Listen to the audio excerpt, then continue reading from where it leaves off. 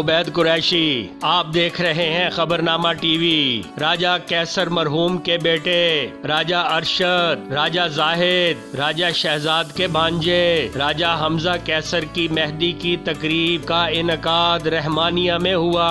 तकरीब में चौधरी शौकत ऑफ तरलाई, सियासी व समाजी शख्सियत नून लीग के रहनुमा चौधरी खालिद मुनीर, चौधरी वहीद, चौधरी मंसूर पखड़ाल ऑफ दरवाला, मास्टर रजीक भट्टी, चौधरी बाबर, चौधरी गजनफर, राजा वसीम समेत इलाका मुअज्जिजीन, दोस्तों और अजीजों अकारब की बड़ी तादाद ने शिरकत की। देखते रहिए खबरनामा टीवी, पढ़ते रहिए खबरनामा मैगजीन। 81 राजा साजिद, हमारा चैनल सब्सक्राइब कीजिए। शुक्रिया।